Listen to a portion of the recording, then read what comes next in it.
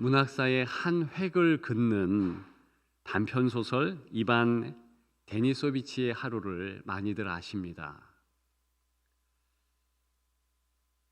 그 소설로 노벨 문학상을 받은 솔제니치는 이 젊을 때 친구들에게 보낸 편지에 스탈린 및 소련 체제를 풍자하고 비난했다는 몇 문장의 짧은 글 때문에 체포되었습니다. 그리곤 8년을 꼬박 수용소에서 복역하였습니다.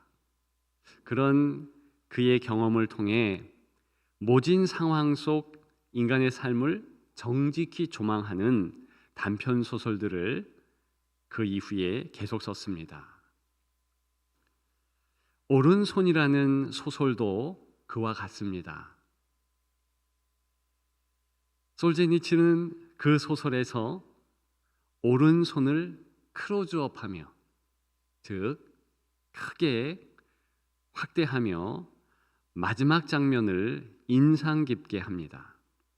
한 퇴역 군인의 오른손은 한때 칼을 치켜들고 전장을 호령하며 적들을 물리치던 그런 손이었습니다. 그런데 이제는 부상 후유증 때문에 종이 한 장조차 지갑에서 꺼낼 수가 없었습니다. 쇠락한 병원 벤치에 쓰러지듯 앉아있는 그 퇴역 군인은 다만 그 오른손을 흔들어 도움을 요청할 수밖에 없었습니다. 그 나약한 오른손, 흔들리는 갈대보다 더 나약하게 조명받았지요. 솔제니친이 인간의 오른손을 클로즈업 시키면서 한 시대의 체제의 몰락, 인간의 몰락을 부각시켰다면, 오늘 본문을 통해서 사도 요한은 그리스도의 오른손을 클로즈업 시키며 모든 시대에 몰락할 수 없는 영원한 주권자인 그리스도의 구주 되심을 부각시키고 있습니다. 저는 이 시간에 오늘 본문을 통해서 예수 그리스도의 오른손을 살펴보았으면 좋겠습니다. 클로즈업 되며 그분이 어떤 부분 우리에게 보여주시기를 원하시며 우리 마음속에 선명한 그림으로 간직하기를 원하시는 것, 그것을 같이 나누기를 소망합니다. 어떤 부분을 오늘 본문은 클로즈업 시키고 있을까요? 첫째로 그 손의 근육과 완력입니다. 성경은 여러분들 아시다시피 오른손을 강조합니다. 저 같은 왼손잡이는 좀 기분 나쁠 수 있지만 성경 이해를 위한 어떤 문학적 기법임에는 틀림없습니다. 예수님은 오른편 뺨을 맞으면 왼편도 돌려대라고 말씀하셨습니다. 성경 문화학자들은요, 그 말씀을 문화적으로 해석해야 한다고 주장합니다. 즉, 오른뺨을 치는 것은 마주보고 있는 상대편에 왼손으로 치는 것을 의미한다는 것입니다. 그렇겠지요. 왼손으로 들어 오른뺨을 치는 것이 정석일 것입니다. 만일 오른손을 들어서 오른뺨을 치려고 하면 굉장히 거북하고 부담스럽습니다. 손등으로 쳐야 가능할 듯합니다.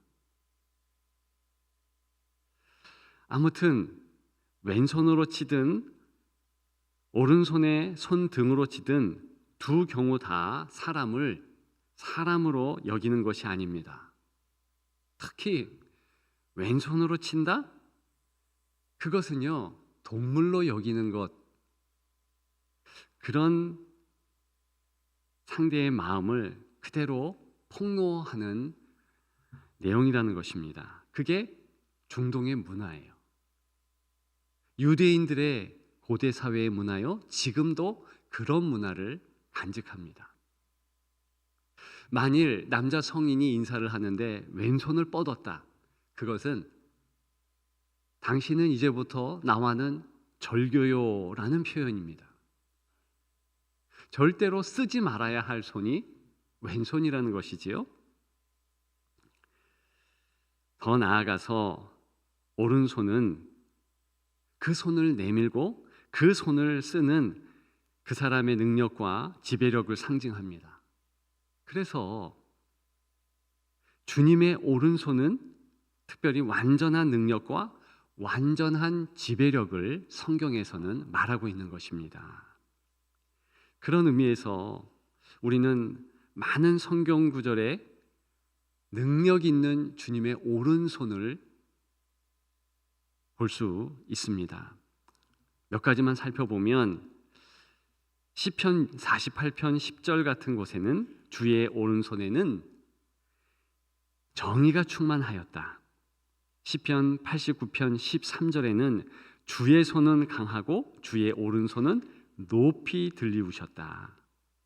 하박국 2장에는 16절에 여호와의 오른손의 잔이 내게로 돌아올 것이다. 다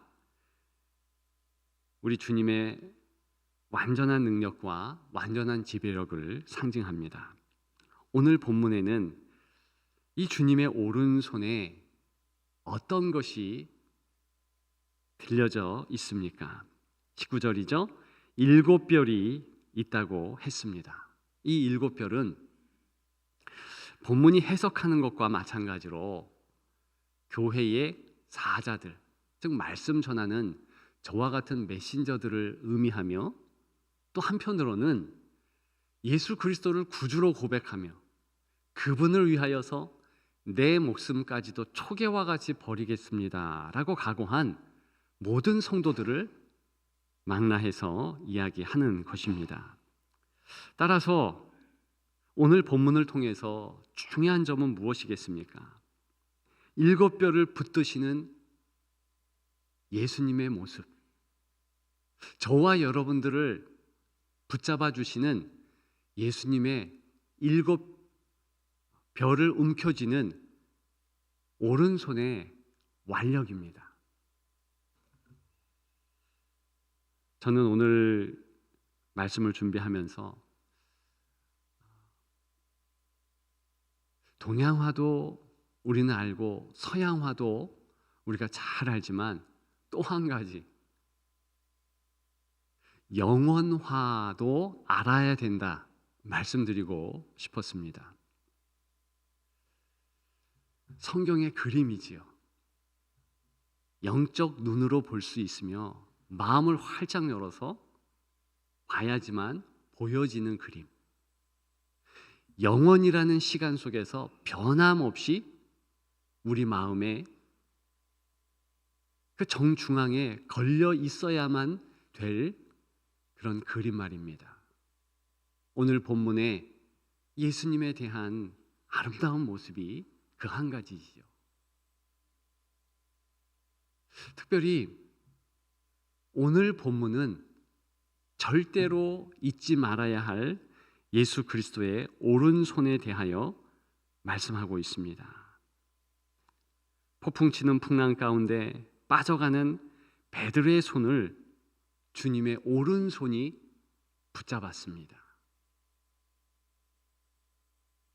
베드로가 무겁다고, 풍랑이 거세다고 베드로의 손을 주님의 손이 놓쳤을까요? 절대 그렇지 않았습니다. 더 힘껏 당겼죠. 저와 여러분들의 영안으로 주님 그 손에 그 힘, 근육, 영적 권세의 그 아름다운 능력을 주목해야 할 것입니다. 어제 새가족 만찬식을 했습니다. 많은 분들이 수고하셔서 기쁨의 시간, 좋은 시간을 가졌는데요. 한 세 가족의 말씀이 저의 이목을 집중시켰습니다.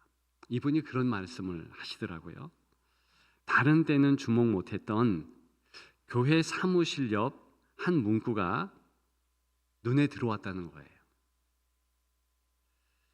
그 문구는 그 손 놓지 않으리, 이런 문구였대네요. 그런데 제가 오늘 말씀을 준비하면서 어제 그 이야기를 듣고 있는데 마치 주님이 야, 꼭 그것도 이 내용도 얘기하라, 그런 뜻으로 들려왔습니다. 그리고요, 얼마나 그분의 그러한 문구의 말이 힘이 되었는지요. 그래서 그 세 가족은 주님이 내 손을 꼭 잡으심을 난 너무 느낀다. 우리 모두 그 손을 붙잡자. 뭐 그런 뜻으로 말을 하셨습니다. 오늘 본문의 내용과 일맥상통합니다. 여러분들을 붙잡는 주님의 손은요, 손의 힘이 강합니다. 절대 놓지 않는 손이에요. 아무리 환난이 있고 아무리 우는 사자와 같이 사단이 덤벼든다 해도 놓지 않는 손입니다. 여러분, 그러니 안심하십시오. 그 주님의 손, 힘이 있는 그 손을 마음에 새기십시오. 오늘, 내일 반드시 승리케 할 것입니다. 우리 모든 삶의 한날 한날 그 손에 능력이 깃들어져 있을 것입니다. 기억하는 여러분들 되시기를 축복합니다. 두 번째로, 못자국과 굳은 살이 클로즈업 됩니다. 18절에 보면 우리 주님께서 내가 전에 죽었었다라고 말씀하십니다. 십자가의 죽음이었지요. 못자국이 선명한 그런 죽음이었습니다. 이 요한계시록에만 보더라도 죽임당한 어린 양이라는 표현이 28번이나 나오고 있습니다. 죽임당한 어린 양. 어린 양인데 어떻게 죽임당한 것을 알 수 있겠습니까? 흔적이 있다는 거예요. 실제로 우리 예수 그리스도께서 부활하신 이후에 제자들에게 나타나셔서 손과 발과 옆구리를 보여주십니다. 내니 보라, 상처가 있다. 너희들 알지 않느냐? 손에 못자국, 발에 못자국, 옆구리에 창자국 확인하라. 너무나 감사하게도 영광스러운 주님은 상처를 그대로 간직하십니다. 그리고 우리가 보면 알 수 있도록 그 모든 상흔을 마치 훈장과 같이 우리에게 꺼내 놓으셔서 볼 수 있도록 하십니다. 그래서 우리도 척 보면 영광 때문에 주님을 알 수 있지만 그분이 받은 손의 상처, 발의 상처, 옆구리의 상처 때문에 아, 내 주님이시구나, 그렇게 알 수 있다는 것이지요. 왜 주님의 손에 못자국이 선명합니까? 왜 주님은 십자가의 모진 고통을 당하셨어야만 했습니까? 바로 우리의 고통, 우리의 아픔을 안다는 표시 아닙니까? 그런데 우리가 주님의 십자가를 생각하면서 그분의 손을 바라보면서 놓치지 말아야 할 것이 한 가지 더 있습니다. 그것은 못자국 전에 굳은 살이 있었다는 사실입니다. 오늘 제목이 무엇입니까? 못자국 전 굳은 살. 바로 지금 나누는 내용 때문에 제목이 붙여진 것이지요. 중요한 사실이라는 것입니다. 예수님은 목수셨습니다. 1세기 목수의 삶은 고단했습니다. 망치질, 대패질과 목질에 반낯이 없으셨습니다. 목수일로 굳은 살이 딱딱했고요. 주님이라고 예외가 아니셨습니다. 생각해 보십시오. 온 우주를 창조하며 감당하시며 섭리하시는 창조자의 손이 인간의 허드렛 일을 감당하는 손이 되었습니다. 일부러 그렇게 하셨다는 것입니다. 그것은 우리의 매일의 모든 수고를 아신다는 것이지요. 주님이 그저 십자가를 지신 것이 아니라 저와 여러분들의 이 땅을 한 날 한 날 수고로이 사는 그 모든 수고를 감내하시면서 한 날 한 날 사신 이후에 하나님 아버지께서 정한 시간에 십자가에 달리셨다는 것입니다. 따라서 저와 여러분들은 못자국 전 이 굳은 살을 보며 무엇보다도 우리가 흘리는 땀방울, 우리가 한 날 한 날 살아가는 그 수고를 우리 주님이 절대 간과하지 않으신다는 것, 그걸 알아야 한다는 것입니다. 우리가 마지막 날에 예수님을 만나면 우리의 모든 눈물을 다 닦아주신대요. 그런데 눈물만 닦아주시겠습니까?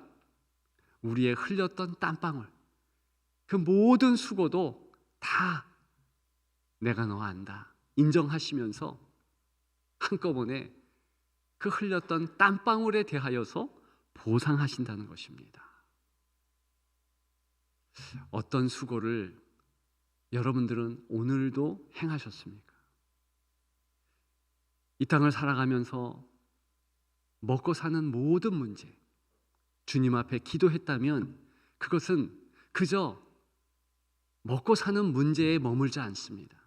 주님께서 관여하시고 주님께서 걱정하시면서 같이 땀방울을 흘리고 수고를 아끼지 아니하며 함께 살아가는 그런 한날 한날의 삶이라는 것입니다. 일전에 할머니의 기도 소원이란 사진 작품을 보았습니다. 비슷한 그런 기도하는 할머니의 투박한 손을 인터넷 같은 곳에서 쉽게 접할 수 있는데요. 투박하고 손때 가득한 할머니의 기도선, 어떤 기도를 할까요? 손주들을 위해서 기도하지 않겠습니까? 먼 타향살이를 하고 있는 자녀들을 위해서 기도하는 손이 아니겠습니까? 감사하게도 우리 주님이 그와 같은 기도손을 갖고 계신다는 것입니다. 하나님 보좌 우편에서 지금 바로 이 순간에 주님은 어떤 일을 하고 계십니까? 중보기도 하신다는 거예요. 그 손에 못자국과 굳은 살을 고스란히 간직한 채 내가 너 고통한다, 내가 너의 수고를 안다, 내가 너의 하루하루 삶을 다 안다, 그러시면서 우리를 위하여서 기도하시는 거예요. 저는 주님의 그 중보 기도의 모습이 너무나 좋습니다. 그리고 항상 제 마음 한켠에 큰 그림으로 자리 잡고 있기를 위하여서 생각하고 또 생각합니다. 로마서 8장 38절과 39절에는 이런 말씀이 있습니다. 사망이나 생명이나 천사들이나 권세자들이나 현재일이나 장래일이나 능력이나 높음이나 깊음이나 다른 어떤 피조물이라도 우리를 우리 주 그리스도 예수 안에 있는 하나님의 사랑에서 끊을 수 없느니라. 그분의 손이 우리를 붙잡고 있습니다. 그 손을 확인하시며 오늘도 살아가시는 여러분 되시기를 주님의 이름으로 축복합니다. 마지막 세 번째, 손의 온기가 클로즈업 됩니다. 자, 보통 우리가 알고 있는 그림, 동양화가 됐든 서양화가 됐든 그저 평면적인 시각적으로 보여질 따름입니다. 그런데 제가 여러분들과 같이 나누고 있는 한 그림, 그것을 영원화라고 제가 명명했다고 그랬죠. 이 그림은요, 마음을 활짝 열고 영안으로 보게 되면 그저 보여지는 것이 아니라 냄새도 맡을 수 있고 또 온기도 그대로 전달됩니다. 오늘 본문의 예수님의 오른손은 따사롭고 너무나 부드러운 그런 손이라 말하고 있습니다. 완력이 있고 근육으로 울퉁불퉁하며 또 한편으로 보면 못자국도 있고 굳은 살도 배어 있는데 다른 한편으로 보면 너무나 부드럽고 너무나 온기가 있는 따사로운 손이라는 것입니다. 그것을 한꺼번에 가르쳐주는 본문입니다. 17절에 보니까 주님은 그 오른손을 얹으셨다 그랬습니다. 엎드러져 죽은 것처럼 된 요한에게 그렇게 하셨다, 이런 상황을 알 수 있습니다. 요한은요, 예수님을 보고 너무 놀란 것이지요. 그래서 17절에 보니까 발 앞에 엎드려져 죽은 자 같이 되었다 그랬습니다. 주님을 보고 놀래서 엎드러진 거 얼마나 아름다운 모습입니까? 그런데 이 모습에서 더 나아가서 사람은요, 꼭 주님만 보아서 이렇게 죽은 것처럼 되는 것이 아니라 많은 놀랄 상황에서 죽은 것처럼 된다. 자신의 건강의 문제 때문에 놀라서요, 엎드러지게 되고요, 낙심하게 되고요, 좌절하게 됩니다. 내 남편의 모습, 아내의 모습, 자녀의 모습을 보면서 또 그렇게 됩니다. 세상의 형편을 보면서도 죽은 것처럼 될 때가 있지요. 그래서 저는 오늘 본문을 보면서 이것이 인생의 대표 모습 아니냐, 어떤 것에 소스라치게 놀라 죽은 것처럼 되어버리는 이 나약한 모습. 그런데 중요한 것은 그 모습을 주께서 그냥 내버려 두지 않는다는 것입니다.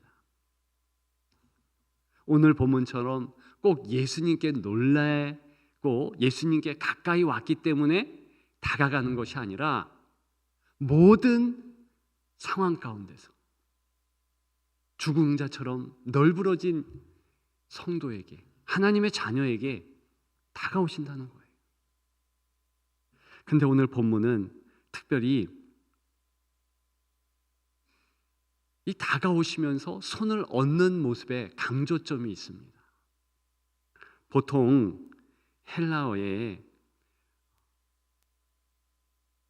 손을 얹는다, 일반적인 단어가 있습니다. 최고로 많이 쓰는 단어가 있어요. 그런데 그 단어를 쓰지 않고 오늘 본문은 티세미라는 헬라어 단어를 쓰는데요, 이 단어는요, 특히 무언가를 저 아래에 놓을 때, 평평한 곳에 내려놓을 때 쓰는 그런 특별 용도가 있는 단어라는 것입니다.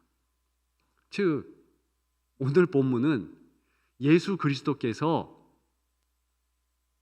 그분의 오른손을 뻗어서 이제 죽은 듯 널브러져 있는 사도 요한에게 손을 대시는데 무엇보다도 당신의 몸을 던졌다는 거예요. 숙였다는 것입니다. 그 숙여진, 구부러진 그분의 몸을 생각해 보십시오. 영광을 받은 몸.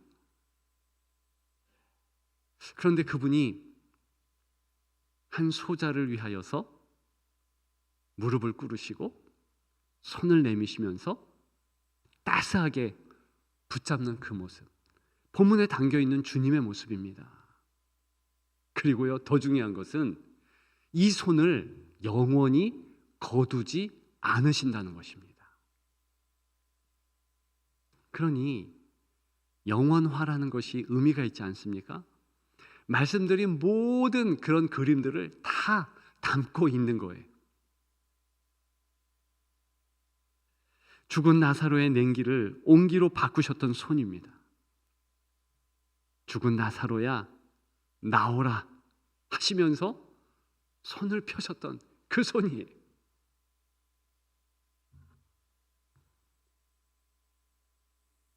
많은 이들의 문제를 해결하셨던 따사로운 그런 주님의 손이십니다.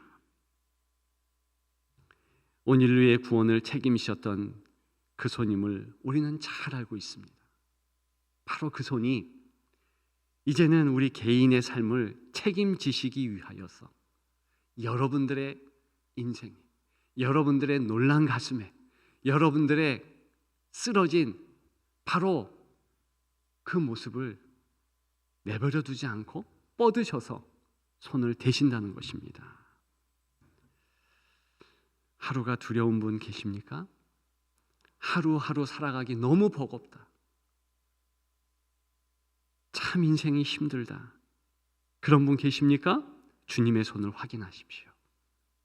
오늘도 여전히 그 따사로운 손으로 우리를 만져주시고 세상의 많은 환난, 우는 사자와 같이 덤벼드는 영적 사단의 공격 막아주신다는 거예요. 내일이 불안하시고 앞으로 10년 후 이 땅이 어떻게 될까 조마조마하신 분들, 예수 그리스도의 손의 온기를 기억하면 됩니다. 그러면 정말 승리합니다. 이제 말씀을 마치려고 합니다. 서두에 말씀드린 소설 생각나시지요? 이 소설은 오른손과 더불어 또한 한 장의 증명서를 마지막으로 클로즈업 시킵니다. 크게 확대하는 것이죠. 오른손을 흔들어 도움을 요청하는 퇴역 군인이 그렇게 주목받게 하고 싶은 증명서였습니다. 이런 내용이 담겨 있습니다. 1921년에 세계 혁명의 특별 임무를 띈 영예로운 부대에 실제로 근무한 사실이 있다. 수많은 반동분자를 자기 손으로 처단한 그 공로를 지하하여 이 증명서를 수여하는 바이다. 자, 누가 이 증명서를 써줬고요? 누가 보증하고 있는 것입니까? 공산 당국이고 스탈린쯤 될 것입니다. 그 소설에는요, 그냥 검열 때문에 땡땡땡 이렇게 세자로 공란으로 비워두는데 분명히 스탈린이죠. 그러나 이 증명서는요, 한낱 종이 조각에 불과했습니다. 병원의 여직원조차도 거들떠 보지 않은 그런 증명서였습니다. 그렇게 소설은 아무 쓰잘데기 없는 그 증명서를 조명하는 듯 끝나버립니다. 그리스도의 증명서는 그와 같지 않습니다. 우리가 보고 있는 계시록 특별히 19장 13절에 보면 그분의 옷은 피 뿌린 옷이다 그랬습니다. 그런데 그 이름을 하나님의 말씀 이렇게 연결하는데, 다시 얘기해서 하나님께서 증명하고 보증하는 그런 뜻이지요. 그러면서 16절에는 그 옷과 그 다리에 이름을 쓴 것이 있는데 만왕의 왕이요 만주의 주라고 명명했습니다. 우리 주님을 증언했습니다. 어떻습니까? 그분이 우리를 붙잡습니다. 그분의 의의 오른손이 우리의 삶을 인도하십니다. 역사하십니다. 떠나지 않습니다. 기억하십시오. 이 대림절기에 그 주님의 손을 다시 한번 마음에 각인시키는 여러분들 되시기를 주님의 이름으로 축복합니다. 축복합니다.